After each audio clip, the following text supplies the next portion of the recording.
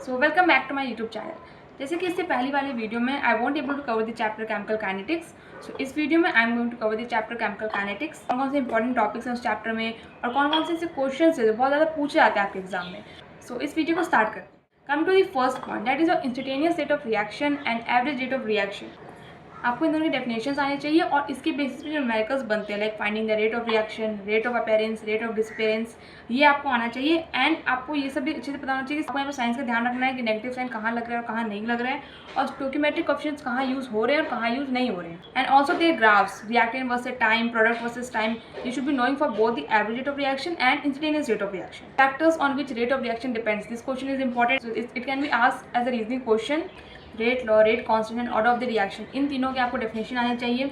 And numerical से पूछ जाते हैं इन तीनों के बेसिस पे। When it comes to the unit of के for zero order reaction, first order reaction, second order reaction, you should be knowing, आपको उनके यूनिट्स आने चाहिए। क्योंकि आप जब न्यूमेरिकल सॉल्व करें तभी आपको यूनिट्स की रिक्वायरमेंट पड़ेगी और यूनिट्स के ऊपर स्पेसिफिक क्वेश्चन भी पूछ लेते हैं लाइक इन द ब्लैंक्स में, मल्टीपल चॉइस में, या ऐसे ही 1 मार्क क्वेश्चन में पूछ लेते हैं। ठीक है, you should be knowing the unit for 3 of them. I will put the screenshot here. Between rate of reaction and specific rate of reaction, ये क्वेश्चन इंपॉर्टेंट है। Coming to zero order reaction, जो zero order reaction integrated rate law, half life reaction है, ये आपको अच्छे से आना चाहिए। एंड इट्स बेटर कि you make a formula list because आपके पूरे फिजिकल केमिस्ट्री बहुत सारे न्यूमेरिकल्स हैं। And when comes to chemical kinetics, इसमें भी न्यूमेरिकल्स हैं, कंफ्यूजिंग में like you can get confuse between the indicated rate law of first order reaction and Arrhenius equation. ठीक है, so it's better you make a formula list and stick to the place where you used to study so that you don't get confused. So coming back to zero order reaction, zero order reaction है उसका जो indicated rate law है और जो half life reaction, ये आपको आना चाहिए, इसके बेस पे क्वेश्चन आते हैं। एंड वन मोर थिंग इसके जो ग्राफ्स हैं, जिसकी जीरो ऑर्डर रिएक्शन में ग्राफ्स हैं, that rate versus the concentration of A, rate versus time, बहुत सारे ग्राफ्स भी यहाँ पे पुट द स्क्रीनशॉट है, यू कैन सी कि ग्राफ्स में बहुत सारे जीरो ऑर्डर रिएक्शन में। and practice numericals based on zero order reaction because numericals do come from zero order reaction, first order reaction and Arrhenius equation. And one more thing is examples, जितने भी आप orders पढ़ zero order reaction, first order reaction, pseudo first order reaction, उसके examples को भी वो देख लेना। Coming to the first order reaction, जब आपका फर्स्ट ऑर्डर रिएक्शन है उसमें भी जो इंटीग्रेटेड रेट लॉ दिया, ये जो टाइम का फॉर्मूला है for the first order reaction, ये बहुत इंपॉर्टेंट है। एंड इसके बेस पे न्यूमेरिकल्स भी आता है, so you can see in the screen कि इसके बेस पे क्वेश्चंस भी आते हैं। Like the same way zero order reaction में भी ऐसे क्वेश्चन आते हैं। 20% रिएक्शन इतने टाइम में कंप्लीट हो गया तो 50% रिएक्शन कितने टाइम में कंप्लीट होगा, ऐसे question both for the zero order reaction, first order reaction, they do come like this. And this is some short trick you can apply for multiple choice question और fill in the blanks type question, but don't apply it for numerical form. Numerical question अगर आएगा तो उसको पूरे formula के base पे करना, like writing the formula, substituting the value and then take out the answer. Time taken for 75% of completion of the reaction equals to 2 times the time taken for completion of 50% reaction.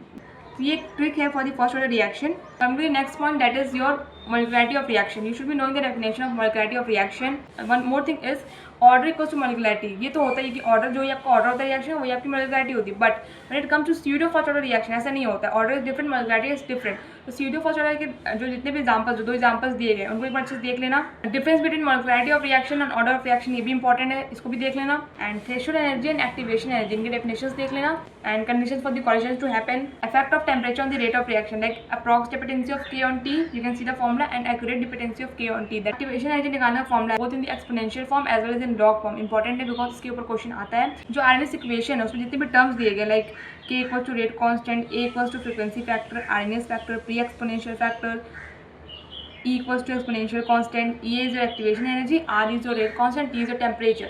You should be knowing the meaning of every term. And one more important thing is the value of R. जब आप chapter 1 solutions का formula solve करोगे osmotic pressure में, जो value of R that will be equal to 0.0821, you will use this value. और जब आप ये एक्टिवेशन एनर्जी निकालने का फॉर्मूला यूज़ करोगे तो आप R की ये वाली वैल्यू यूज़ करोगे 8.314 जूल पर मोल kelvin, that is for energy. ठीक है, तो ये वाली आर की वैल्यू यहाँ यूज़ करोगे, don't get confuse between the two. तो ये कुछ इंपॉर्टेंट चीज़ें थी केमिकल काइनेटिक्स चैप्टर से। The chapter is not that much hard, बस you should be knowing the concept between every topic जो भी आप पढ़ रहे हैं। न्यूमेरिकल्स भी इस क्वेश्चन में हैं बट ये चैप्टर ज़्यादा हार्ड नहीं है। ठीक है, so I have included the screenshots of some of the questions that are frequently asked in examination, और जहाँ से क्वेश्चंस आ सकते हैं आगे भी।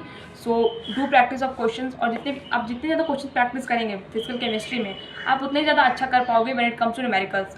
सिर्फ न्यूमेरिकल्स ही करने, थ्योरी भी आती है अपनी फिजिकल केमिस्ट्री से, लाइक डेफिनेशंस आते हैं, लॉज के डेफिनेशंस आते हैं, कुछ क्वेश्चंस पूछते हैं वो। So put your emphasis on theory also. At last I want to say कि जो भी आपके चैप्टर में दिया हुआ है, जो भी आपके सिलेबस में दिया हुआ है, आईएससी के थ्रू जो प्रेफर सिलेबस किया गया है, जो भी उसमें दिया गया है वो सभी आपको पढ़ना है। But for my own experience I am saying कि this are the things which are important, और ये सारे क्वेश्चंस हैं जो इंपॉर्टेंट है। सो इस वीडियो में इतना ही। And if you have any doubts in this video और you want or you have doubt in any other subject, or you want me to make video on some other topic, you can comment it down and let me know that this type of videos, like making video on a particular chapter, is helping you or not. That will help me to know that what type of videos you want. So let's meet in the next video.